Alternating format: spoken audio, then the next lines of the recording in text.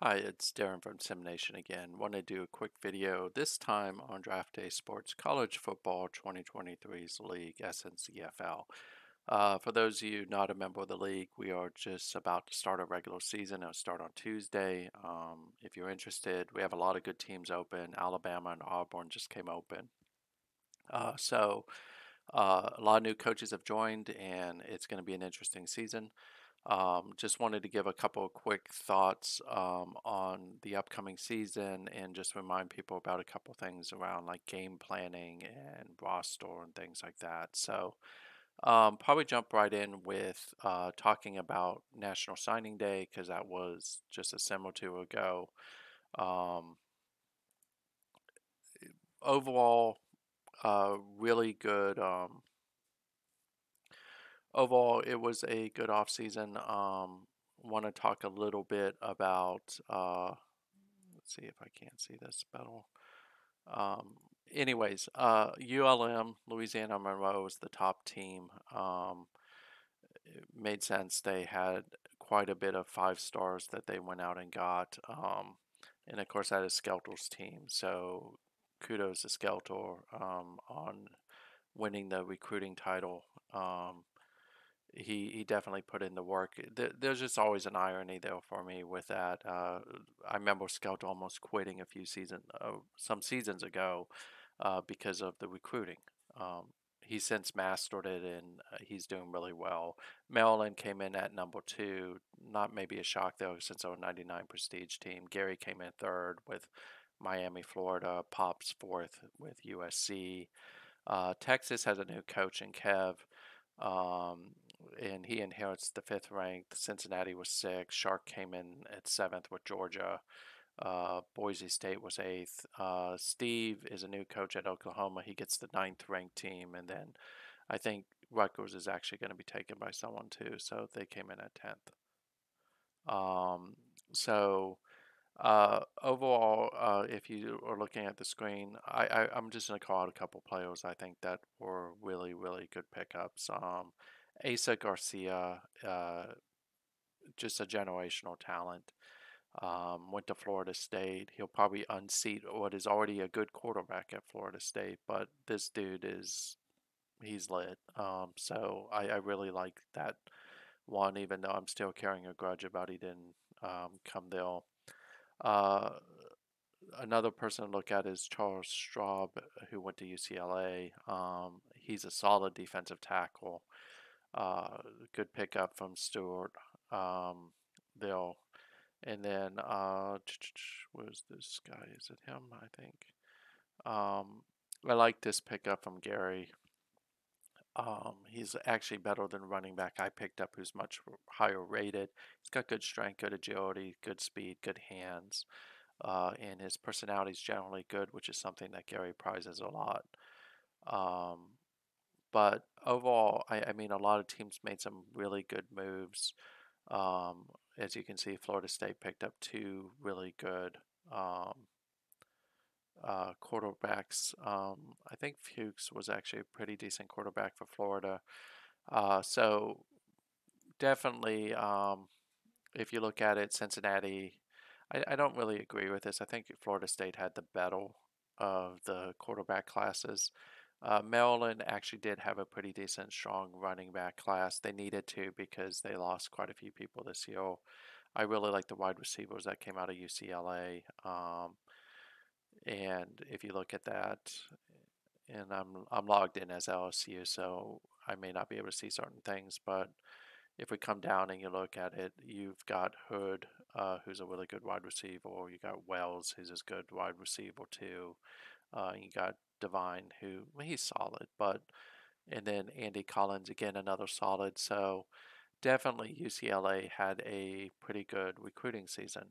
Now, as we move into the regular season, want to talk a little bit about this. Is um, we're starting in the ACC, so we have a 16-team playoff. So it no nothing is given for the conference winner. You have to be in the top 16 to make it to the playoffs. I may play with that over the seasons, I may not. But when we look at this, the Atlantic division is where most of the human coaches are. It's also probably the harder of the two ones. So you have Clemson, who is a traditional power. Uh, they were really awesome under Matt when he was here, and hopefully he'll come back one day.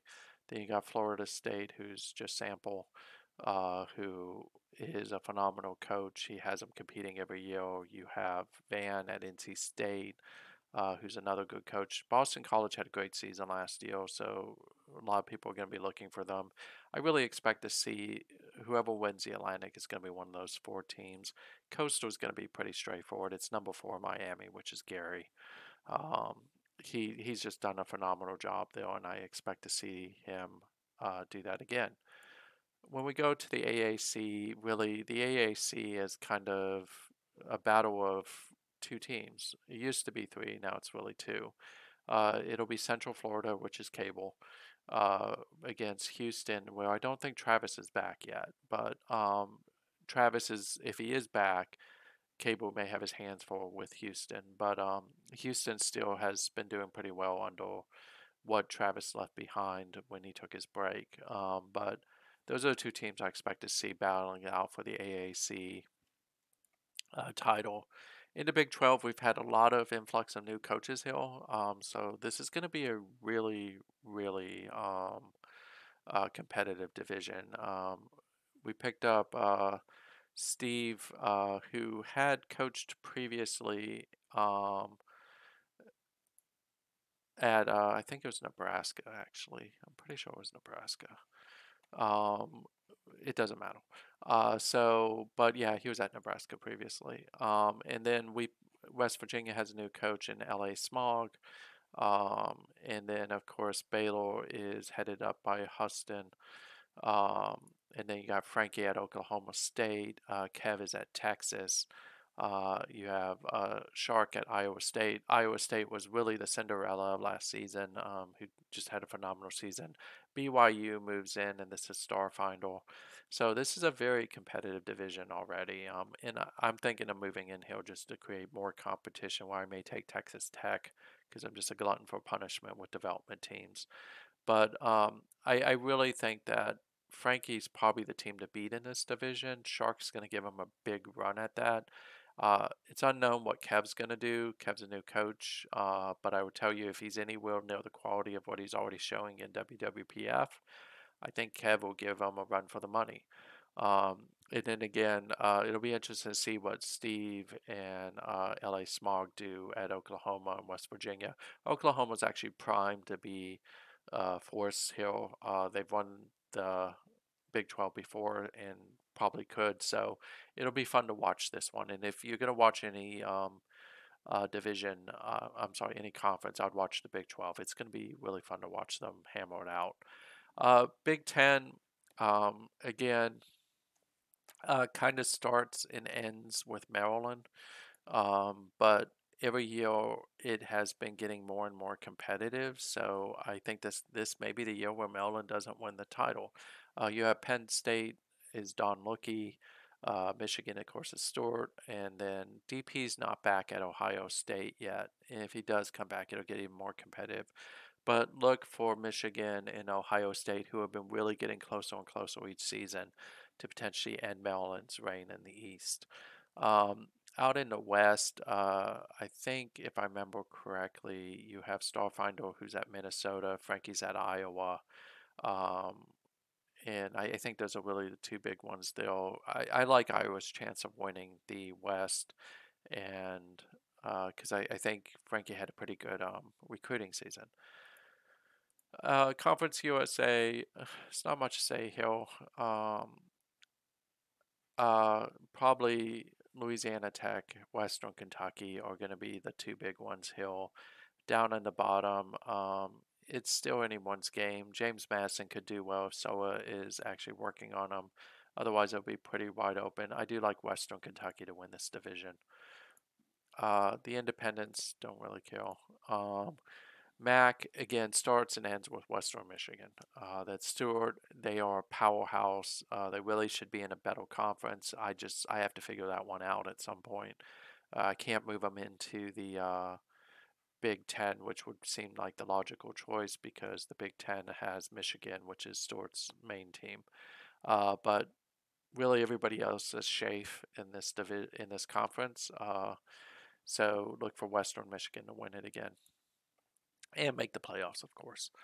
Out Hill, yeah, Boise State is the dominant power in the Mountain West. New Mexico had a good season last year because quietly behind the scenes I had taken them over and I was testing some things and they actually did pretty decently. Nevada is another team that I would take a long, hard look at um, and just see uh, how they're going to do. But I think Boise State's going to largely win this one.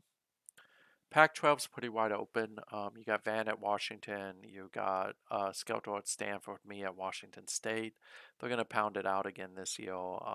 Skelter has one more year with Stanford, so Washington State's reign may be coming to an end. They've traditionally been the power in the North with that really, really just wickedly good running attack. In the South, it's going to be Pops versus Stewart with Gary thrown in to see who's going to win the South. I like UCLA, but you know Pops is making gains every single season, so we'll see how that plays out. I think both teams will make it to the playoffs, and I think the Pac-12 could actually end up with four teams in the playoffs this year. Southeast got a little bit weaker. Alabama and Auburn haven't been uploading, so I took them off. But you still have Louisiana Monroe, which is Skeldor, and they are a dominant powerhouse. LSU is on the up and up. That's my development team, but I don't see anyone taking Louisiana Monroe out this season from winning the West. In the East, you have SOA, Shark, who are the main powers. Udo is at Tennessee. Those three are going to battle it out. I like Shark with Georgia, but keep an eye on Tennessee. Udo's playing with a chip on his shoulder, which is going to probably translate into him doing really well.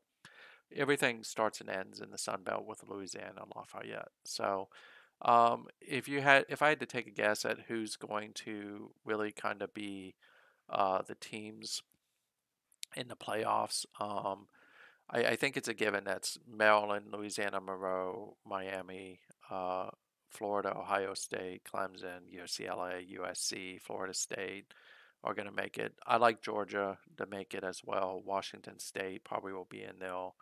I'm going to say Michigan. I think Michigan's going to make it in this year. Central Florida should make it in. Louisiana, Lafayette will probably make it in too. There's a lot of good teams that should be able to compete and kind of make it in. If we look across just to see who are the key players, I'll go this way. So, for those of you looking for the draft for WWPF, the big conversation this year is going to be Marcus Witten, the quarterback out of Maryland. He was the former #1 recruit. He's an ungodly quarterback for Maryland.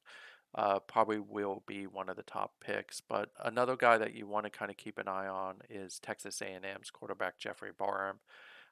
He is probably as good as Witten. Also, Albert Shaw out of UCLA is another guy to keep a really tight eye on. He's had a good career, and that really could translate into him going high. Running back, there are quite a few running backs here, but I'm going to single out a couple. Omar Rivera is someone that is pretty good who will likely command some high value in the upcoming draft. Uh, Running back's always hard because chances are Washington State is whoever Washington State's running back is going to likely win the Doak Walker and compete for the Heisman, and he won't show up because it's Merriman, who is a 1 or 2 star running back who had a phenomenal year last year. Who kills about 4 backs? There's a lot of good value for people coming out. You got Sides out of Ohio State at guard. You also have Zhang out of Ohio State at guard. So that should make it interesting. And then you've got Terrence Stanley, who also out of Fresno State is someone to keep an eye on. Tackle, there's again going to be good value in the upcoming draft. Giovanni Cook, be interesting to see what happens with him. He hasn't really seen the field as much as he probably has, but Blake DeVito has, and is someone that you should keep an eye on. It may get better if Maryland's guards tackles decide to come out. But look at Modesto Westbrook again is another high value person. Um, at center again, maybe not as big of a class as what came out last year, but you do have Kakoa Wentworth out of Ohio State. You have John Legel out of Maryland. Both of them are really, really good centers. Um, tight end, Falsey graduates this year. He is someone I could see going high. The only thing that may hold him back is he doesn't really have the stats, mostly because he was behind Bowden last year, who of course was drafted. And then there were a couple other folks here that may make some good tight ends in the future. I think when we look at wide receiver, it, the junior class will determine how great this class is for next year's draft. But David Allard is someone to look at out of Maryland. He's been a consistent uh, starter for them and has had a very productive career with close to 4,000 yards. Kevin Hatfield's a guy I would look at as well. And then you have, I can't find the Ohio State guy I'm looking for, but Aaron Hodges has had a really productive career. And then you have Blake Daly, who's had one too. So those are some of the people I'd be on the watch for. At cornerback, there's some good people coming out. Joel Betts out of Alabama is probably going to be one of the top ones. Skeletal guys in general, you just want to keep an eye on them. Gerald Farrington is another one. If Stephen Haas comes out, he will actually probably be a high value cornerback, even if he's weighted low. Kevin Anderson's another guy I would keep an eye on. At linebacker, there's quite a few linebackers coming out this season that are very good. Porter Atkins is one. Michael Pantaja is another. Christopher Naquin is another. So you're going to have a lot of choices with linebacker this year. Gilbert Glenn out of Maryland is a speedy middle linebacker type. And then you have Jim Howard, who is a defensive tackle. I would keep an eye on. David Domingo is another guy I would keep an eye on. But I really like Robert Frederick out of Washington. He's had a productive career for Van. Defensive ends, there's quite a few of these. The only caveat I give with anyone from Stanford is they likely did not begin their career as a defensive end. Quinn Widgway is a guy I would take a look at. David Watley is another guy I would take a look out of Texas A&M. And then you have a couple other people like Paul Chitwood, who I think will come out. Is just another guy I'm pretty high on. Free safeties, same thing. There's quite a few here for you to pick from. Um, it's not going to be quite the same class as it was last year, unfortunately, but um, Seymour Kinsey is a guy who is I'm pretty high on. I don't think he's at Maryland anymore, though. I'm gonna feel really bad about this because I don't remember. I think he left. But we'll leave that one alone for now. Strong safety. Again, I think this class will be as good, if not better, than last year's class at strong safety. So Gamboa, Bowman, Eaton, are all quality people. I'm not going to talk about kickers. So some of you have asked me about game planning. So let me get back to LSU. I think game planning, again, is as simple as this. And I'm going to keep this very short because I've done videos on this. Um, your game plan should reflect your roster and your staff. So I've mentioned this a couple times now, and I'll just keep on mentioning it because I think it's important. You need to look and see what your offensive staff is good at and build your offense around that. So power hybrid, focus on running backs. Hines, don't want to do that. And then pro style hybrid. So I want to keep that in mind as I build out my playbook. And then on defense, I want to see what he's good at. He's a 3-3-5. The other guy's a 3-4. And then I want to quickly look at my roster. And I'm just going to pick on two positions. At quarterback, if I have power arms and accuracy, I'm going to be able to run a pretty wide open offense from a throwing game perspective. If I have arm but no accuracy, I'm probably going to want to throw the ball down the field more often. But if I have no arm and high accuracy, I'm probably going to want to do dink and dunk, which is short passing games, maybe medium, a lot of different things. I'm going to avoid outs because outs require arm strength, things like that. In this case, I've got quarterbacks who Douglas Washington's probably going to start for me, who, again, it's going to be an interesting story because he is a 1 star that I found. But he's going to start. He's got a good arm. He's got a good intelligence. He's got good accuracy. He's someone who probably can make most throws. I'm not going to go long a lot, but I am going to open up with outs. Now, again, that depends on the wide receivers I have. If I don't have speedy wide receivers or agile wide receivers, doing outs is a bad idea because it requires speed and agility. If I don't have people who have good hands, dink and dunk is going to be a little problematic for me because they're going to drop a lot of passes.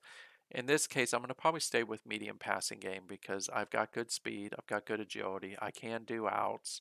I'm probably going to do a lot of posts, a lot of ins because it lends itself better to this. Um, some people just do flies and streaks. If you've got the arm and you got the speed, you could. I could probably do it at Maryland, but I'm going to warn you, it probably is not going to work all that great. I'm not going to throw a lot to my tight end because my tight ends are not all that great. Manzo's decent. Lee's okay. McInnes is okay.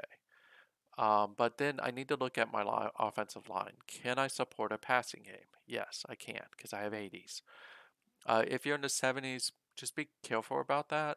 And I can support a balance because I also have people who can run block. Take a look at my tackles. I'm going to look for the same thing. Yep, I can support a balanced attack. If I only have good pass blockers, I'm going to throw the ball. If I only have good run blockers, I'm going to run the ball. And then I want to look at things like strength. If I'm looking at running, these guys are not going to be graders. So my ability to run the ball off the tackles is not going to be great. It's going to be okay, just not great. Versus Hill, I've got some people who have strength, so I could run between the guards.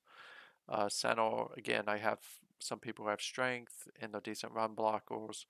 But what I may be doing is more technique type running plays, which would be things like counters. Um, Off tackle, traditionally, I want to have strength. Dives, definitely. Slams, definitely. And then when I look at my running backs, can they support? Are they strong? If they're strong, then they're going up the middle, especially if they have agility. And then speed, I've got a lot of speed, so I'm going to probably play off tackles and counters and draws because I can maximize their speed. Not going to really have them catching out of the backfield. None of these guys are great. And do they have the endurance? Those are the things I'm looking at as I'm starting to think about what my game plan is. Once I know that and I've set my depth chart, I'm going to go in and I'm going to start looking at the plays I'm going to call. So I mentioned a whole bunch of different plays.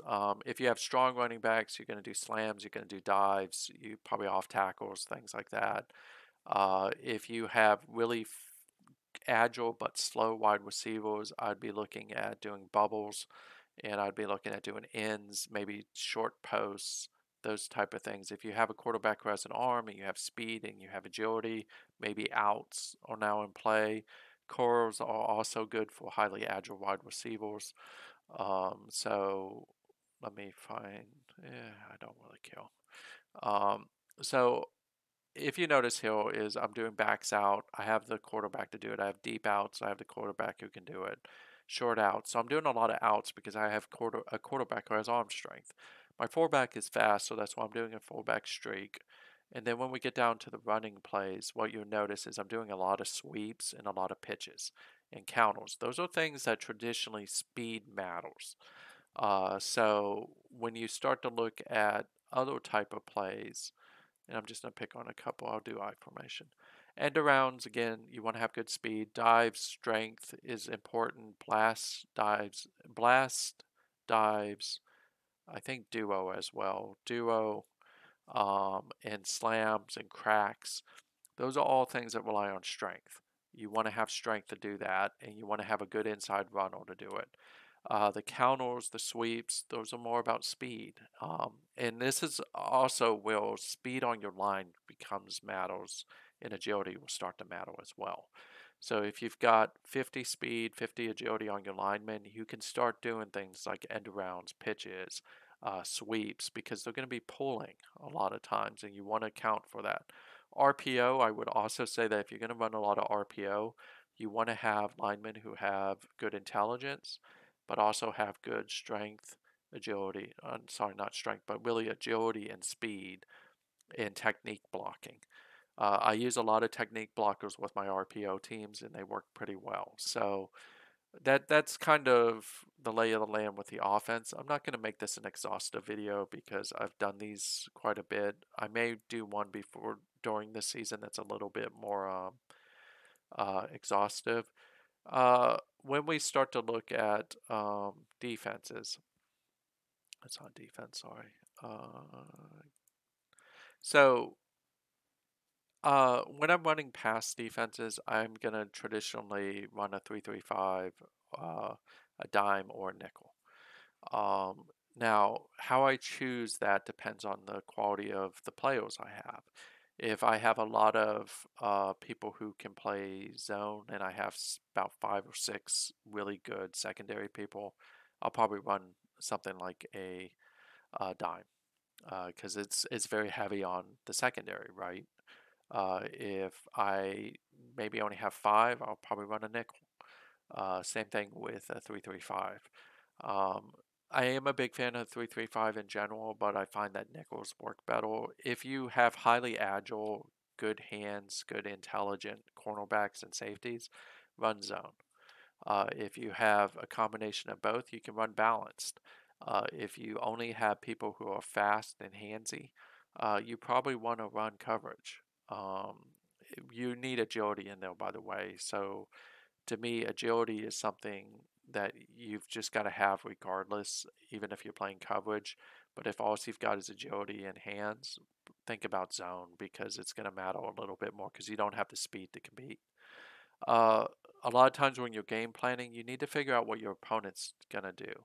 The problem I have is this is week one. I know nothing about my opponent. Not really true because I know Van pretty well because I play him constantly. But what I would normally be doing is seeing what his results are, bringing up those game logs, seeing what he ran, also what worked well against him, and then building a playbook around that or seeing if my playbook will hold water against his. If I notice he's throwing the ball a lot and I'm setting up from a previous game where I was attacking the run, then I'm going to switch up my defense and go to a more pass heavy defense. Um, and the same thing for if he's running the ball a lot, I'm going to switch up my defense. The other thing to do is, and this is kind of important to me, and I do this a lot because it just helps me. Let me go to, I'm on Van, sorry. I need to go back to LSU. Um, when you look at depth, remember you're mirroring, especially on defense and on offense. So let's just choose defense here real quick. It is really good to look at what, watch some of the game in the 2D to see where people are lining up. And then saying, okay, my left defensive tackle is going to be against the right tackle or the right guard. My nose tackle is going to be against the center. My right defensive tackle is going to be against really the left guard. Start thinking about matchup issues. Uh, if the guard is really slow, put in a fast defensive tackle. If the tackle is really fast but pretty weak, and you got a guy who's strong, who's a defensive end, put in a strong defensive end so that he just knocks him over. The same thing with linebackers. You want to line up your linebackers if they're blitzing against people who they're going to be able to get past. So if he has a fast offensive lineman, probably not a good idea to put your speed rusher over there because he's probably not going to get around. Same thing with cornerbacks. You want to understand where people are on the field so that the speedster wide receiver is matched against the speedster cornerback. Matchups, I will tell you 100% matchups is one of the reasons why I win titles. Is I do watch the 2D and I'm trying to figure out, and I have a little paper and pen with me. And I'm saying, okay, it looks like this person's lining up on the left side. I want this guy on the right side. Now, if that's not your cup of tea, just generally make sure you've got the best balanced people at each position, and you should be able to do that. Like, I use quick position a lot. It's a great feature in the game. And I'll be like, okay, my best overall, my best coverage linebackers are going to be Cletus DeWitt, Renee Olivis, and David Fogg.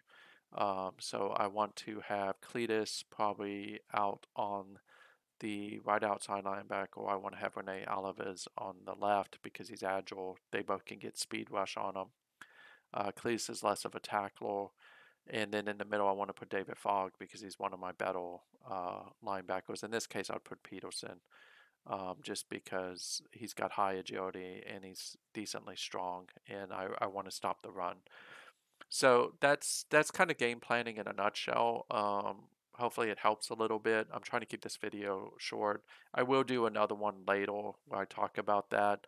The only other thing I will say is just think about where your people are, and then don't be afraid to convert a really good wide receiver to a cornerback if you need that. So that's it for now. If you're interested, I'll put the links in and definitely join us. We're about to kick off the season on Tuesday, and I'm really excited about it. Thank you for your time today.